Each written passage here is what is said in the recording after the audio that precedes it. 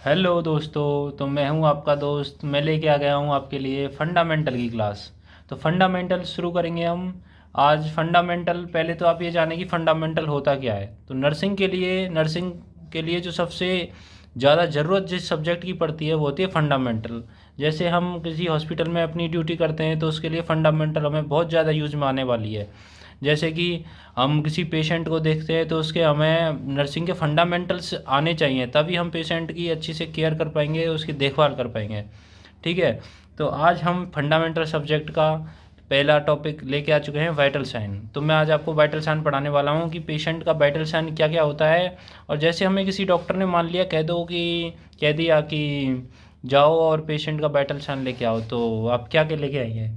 ज़रा सोच के मुझे कमेंट में बताएं कि आप वाइटल साइन ले पाएंगे या नहीं ले पाएंगे, और ले पाएंगे तो फिर सबसे पहले क्या लेंगे। ठीक है। तो हम स्टार्ट करते हैं वाइटल साइन से। तो वाइटल साइन होता क्या है, इसका हम इंट्रोडक्शन लेते हैं सबसे पहले कि वाइटल साइन क्या चीज़ होती है। तो vital sign are one of the most important aspect of assessing the patient. तो वाइटल साइन क्या होता है, vital sign most important aspect होता है पेशेंट को एसेस करने के लिए, पेशेंट को समझने के लिए। जो सबसे मोस्ट इम्पॉर्टेंट आस्पेक्ट होता है वो वाइटल साइंस होते हैं। वाइटल साइंस के ही जरिए हमें पेशेंट के बारे में पता चलता है, पेशेंट की एबनॉर्मलिटी के बारे में जो हमें पता चलता है वो वाइटल साइंस के जरिए ही फर्स्टली हमें पता चलता है। ठीक है। तो वाइटल साइन क्या है, vital sign are one of the most important aspect of assessing the patient. ठीक है। तो vital sign act as indicator. Vital sign एक इंडिकेटर की तरह कार्य करता है। जैसे कि हम गाड़ी चला रहे हैं, मान के चलो आपको साइड लेनी है, तो आप क्या करोगे, इंडिकेट करोगे, इंडिकेटर मारोगे। जैसे ही पीछे वाला समझ जाएगा कि सामने वाला इंडिकेटर मार रहा है, मतलब एक संकेत दे रहा है। ठीक है। तो वाइटल साइन उसी प्रकार एक संकेत देता है किसी बीमारी के लिए। जैसे संकेत कैसे देगा, आप जैसे आपको फीवर हो रहा है तो आपका वाइटल साइन, आपका जो टेम्परेचर हम चेक करेंगे तो टेम्परेचर ज़्यादा आएगा या कम आएगा। फीवर में ऑब्वियस सी बात है, वो आपका टेम्परेचर ज़्यादा आएगा नॉर्मल। तो आपको नॉर्मल रेंज पता होनी चाहिए वाइटल साइन की। नॉर्मल रेंज क्या होती है टेम्परेचर की, तो 37 होता है। 37 से ज़्यादा अगर टेम्परेचर आपकी बॉडी का आता है तो आपको फीवर है। ठीक है। ऐसे ही vital sign act as indicator of the body ability. ठीक है। टू मेंटेन होम्योस्टेसिस, यानी वाइटल साइन एक्ट करता है इंडिकेटर की तरह ऑफ बॉडी एबिलिटी, बॉडी की एबिलिटी को समझने के लिए। To maintain homeostasis. अब ये होम्योस्टेसिस क्या होता है, होम्योस्टेसिस होता है टेम्परेचर रेगुलेशन, यानी टेम्परेचर को जो रेगुलेट किया करता है। अच्छा ये बताइए, तो टेम्परेचर को रेगुलेट कौन करता है हमारी बॉडी में, तो टेम्परेचर को रेगुलेट करता है हाइपोथैलेमस। ठीक है। हाइपोथैलेमस हमारे ब्रेन के अंदर होता है जो कि हमारे टेम्परेचर को रेगुलेट करता है। ठीक है। Vital sign also known as cardiac sign. Vital sign का दूसरा नाम क्या है, कार्डियक साइंस, कार्डियक साइन। ठीक है। Cardinal sign. Vital sign include measurement of. अब वाइटल साइंस में क्या क्या क्या होते हैं, वाइटल साइन होते हैं उसके अंदर हम क्या क्या मेजरमेंट करते हैं। ठीक है। तो वाइटल साइन में सबसे पहले हम टेम्परेचर मेजर करते हैं, उसके बाद पल्स मेजर करते हैं, उसके बाद रेस्पायरेशन मेजर करते हैं, और उसके बाद ब्लड प्रेशर और फिर पेन। ठीक है। सबसे पहले vital sign include the measurement of. Vital sign के अंदर हम क्या क्या मेजरमेंट करते हैं या क्या क्या इंक्लूड करते हैं। ठीक है। सबसे पहले हम वाइटल साइन लेते हैं टेम्परेचर। आपको इसकी एक ट्रिक बता देता हूँ मैं। सबसे पहले मतलब कि जैसे वाइटल साइन लेना हो तो हमें TPR BP लेना होता है। टी का मतलब होता है टेम्परेचर, पी का मतलब पल्स, फिर आता है रेस्पिरेशन, और फिर लेना होता है ब्लड प्रेशर। ये हमें एक सिस्टमेटिक वे से लेने होते हैं। सबसे पहले टेम्परेचर ही लेना होता है, ऐसा नहीं कर सकते कि टेम्परेचर से पहले आप रेस्पिरेशन ले लो और कुछ ले लो। तो सबसे पहले हमें टेम्परेचर लेना है, उसके बाद पल्स लेनी है, फिर रेस्पिरेशन लेना है, उसके बाद blood pressure. After that pain. अगर पेशेंट को किसी प्रकार का पेन हो रहा है तो इसे हम फिफ्थ वाइटल साइन के अंदर इंक्लूड करते हैं। ठीक है। तो सबसे पहले टेम्परेचर, तो अपनी बॉडी का नॉर्मल टेम्परेचर होता है 37 डिग्री सेल्सियस। अगर फ़ारेनहाइट में बोले तो 98.6 डिग्री फ़ारेनहाइट। Okay student. उसके बाद हम पल्स लेते हैं। पल्स होगी हमारी नॉर्मल रेंज होती है, वो होती है 60 to 80 पर मिनट। ठीक है। 60 to 80। अगर किसी व्यक्ति की पल्स 60 यानी 60 से 80 के बीच में आ रही है 1 मिनट के अंदर, तो वो नॉर्मल है। अगर 80 से ज़्यादा आ रही है तो दिक्कत हो सकती है, अगर 60 से कम आ रही है तो दिक्कत हो सकती है। अगर 60 to 80 के बीच में है तो पल्स, तो वो नॉर्मल है, नॉर्मल रेंज है पल्स की, ठीक है। उसके बाद आता है रेस्पिरेशन।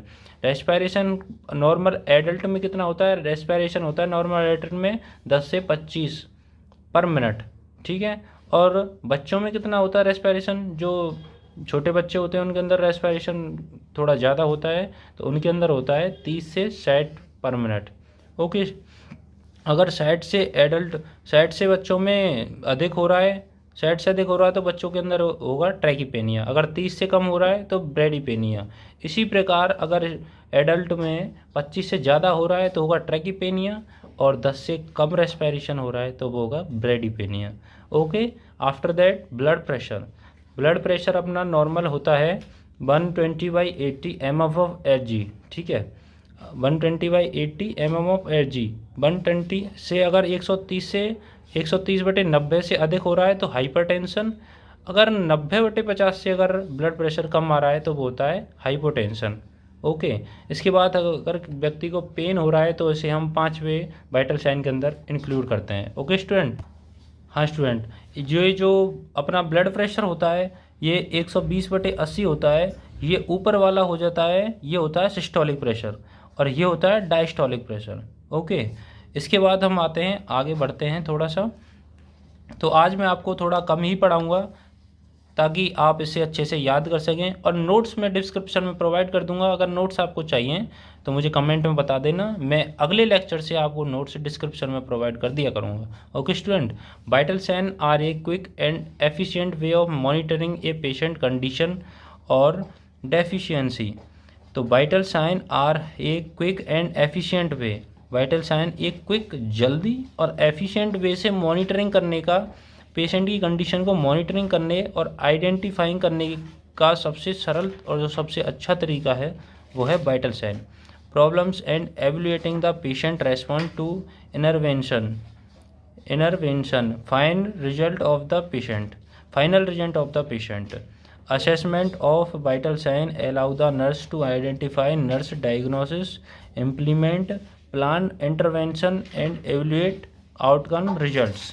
ओके स्टूडेंट्स, तो आफ्टर दैट आते हैं vital sign of the patient are recorded, ठीक है। तो vital sign of the patient are recorded, patient के वाइटल साइन को रिकॉर्ड कैसे किया जाता है वो हम समझते हैं।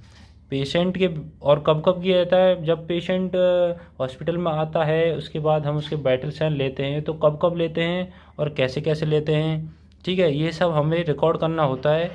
इसके बारे में हम अभी भी पढ़ते हैं। Patient on arrival to emergency department, जब पेशेंट किसी एमरजेंसी डिपार्टमेंट में जाता है या पेशेंट का ऑपरेशन होता है या एक्सीडेंटल पेशेंट होता है जो डायरेक्ट एमरजेंसी डिपार्टमेंट में जाता है, तो उस समय हम उसका वाइटल साइन लेते हैं, ठीक है। सबसे पहले क्या बताया था मैंने, वाइटल साइन कैसे लेना है? TPR BP, टेम्परेचर सबसे पहले लेना है। ओके, सिस्टमेटिक वे से लेना है ऊपर से नीचे तक।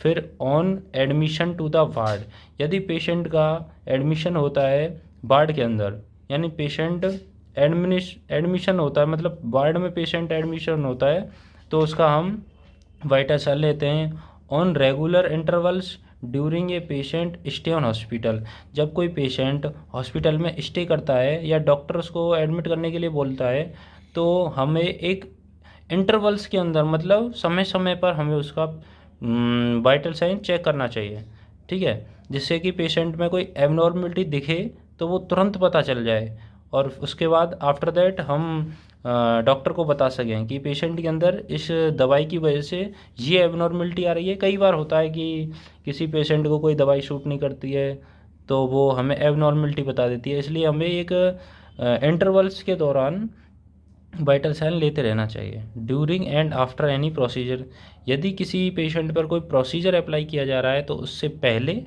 और उसके बाद में हमें वाइटल साइन ले लेना चाहिए, ठीक है। Patient undergoing to surgery, during surgery, after surgery and recovery the patient, ठीक है। तो पेशेंट जब सर्जरी के लिए जा रहा है, कोई पेशेंट है वो सर्जरी के लिए जा रहा है, तो हमें सर्जरी से पहले वाइटल साइन लेना चाहिए, ड्यूरिंग सर्जरी भी एक बार पेशेंट का हमें वाइटल साइन लेना चाहिए, और आफ्टर सर्जरी भी पेशेंट का वाइटल साइन लेना चाहिए। ओके।